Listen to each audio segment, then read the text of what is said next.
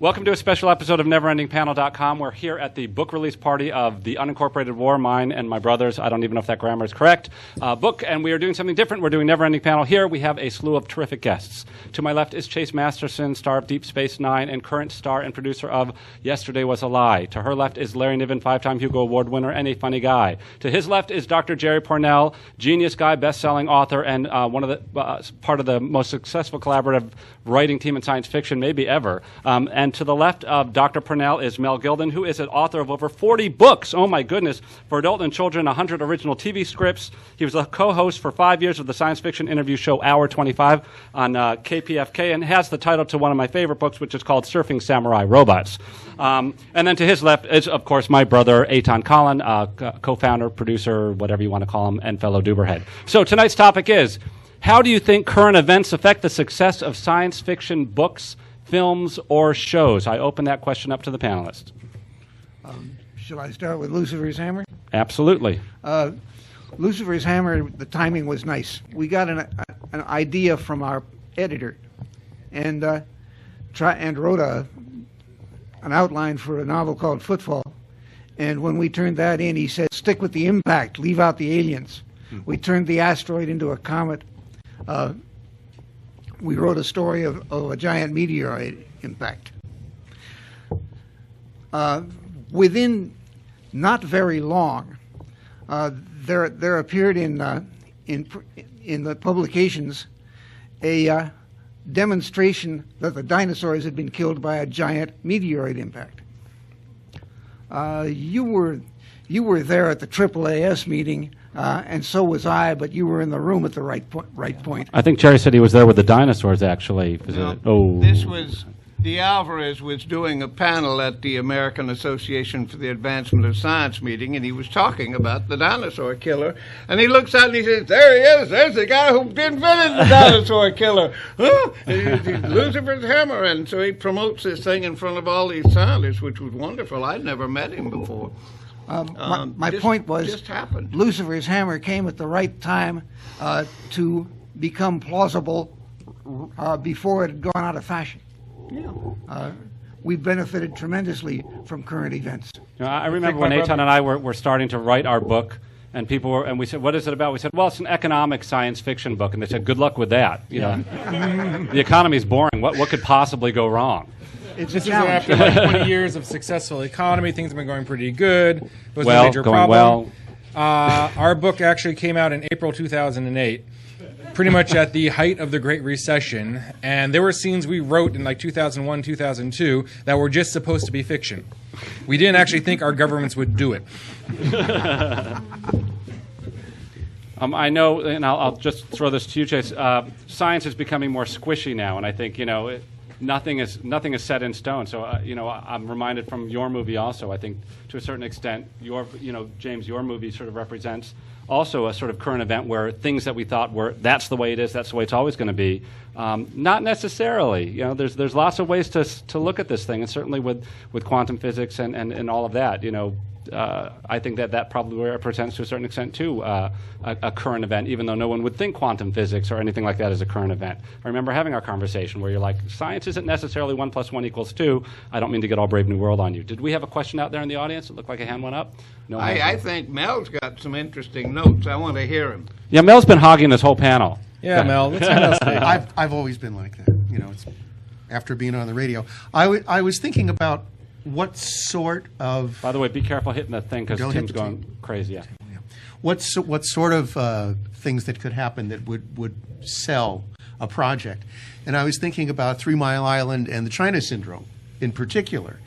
Sometimes you get lucky. So it really depends. It really depends on two things happening at once, and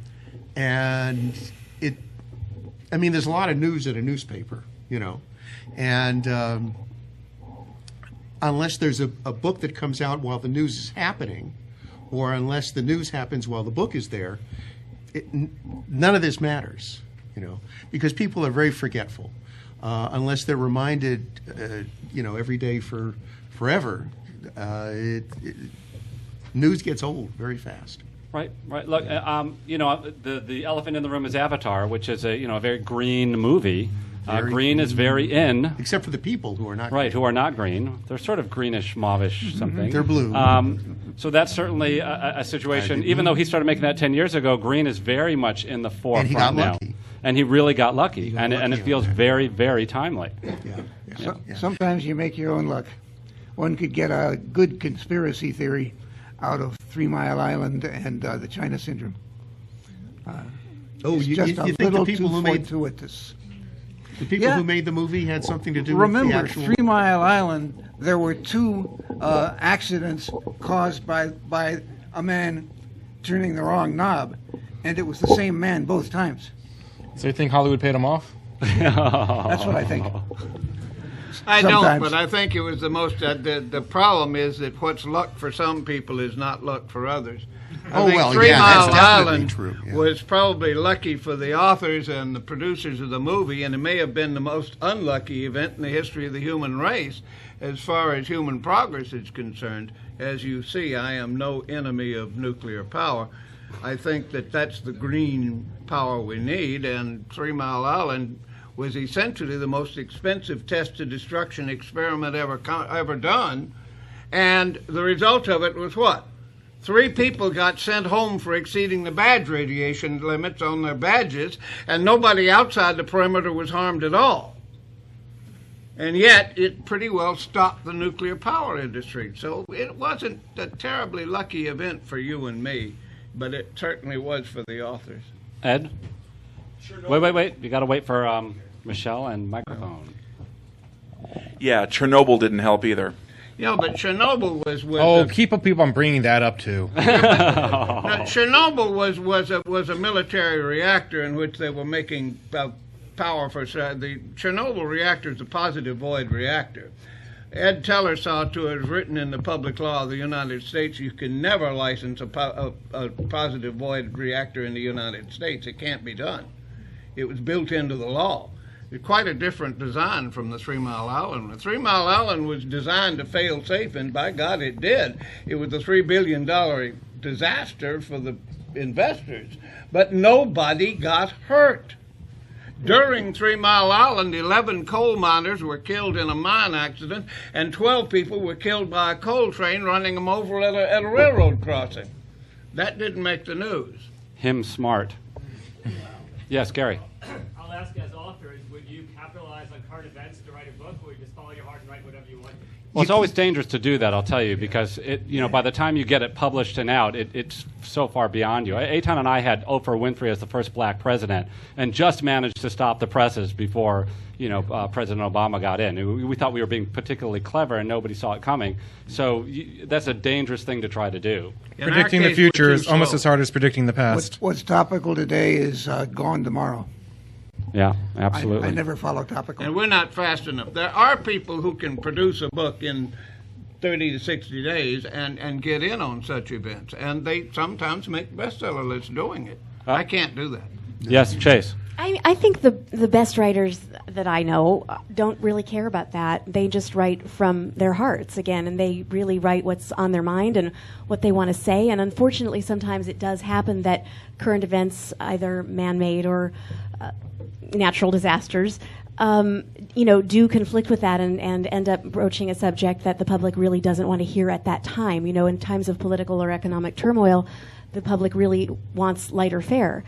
However, I really believe that, when a writer writes what they have to say, assuming that they're a good writer to begin with, that ends up not mattering in the long run. And I think it depends a lot on how you define success.